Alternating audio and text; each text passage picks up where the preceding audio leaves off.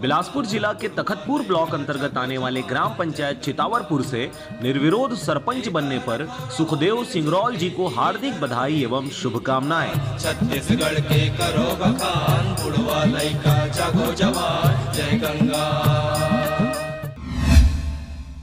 नमस्कार, आप देख रहे हैं आरजे रमझाझर और मैं हूं पुखराज सिंह। छुई खदान नगर पंचायत अध्यक्ष डॉक्टर दीपाली आशीष जैन की पहल से नगर में पहली बार शिव जी की बारात निकालकर नगर भ्रमण कराने का आयोजन किया गया। देखिए रिपोर्ट। बारात में शिव जी की झांकी काफी आकर्षक लग रही थी, जिसमें गले में कंठ व नाग धारण करे हुए शिव जी अपने बारातियों के साथ निकले हुए थे। शिव जी की इस झांकी ने सभी दर्शकों को उत्साहित किया। साथ ही नगरवासी भी बारात में घरों से निकल कर जुड़ते गए। शिव जी की यह आकर्षक बारात बघरन पाट टिकरापारा से प्रारंभ होकर शिव मंदिर बड़ा तालाब में समाप्त हुआ। छुई खदान क्षेत्र में निकली इस बारात में बड़ी संख्या में उपस्थित महिलाओं व शिव भक्तों ने नगर पंचायत अध्यक्ष की इस पहल की सराहना की। वहीं नगर पंचायत अध्यक्ष ने इस आयोजन को अगले वर्ष और अधिक भव्य रूप से मनाने की बात कही।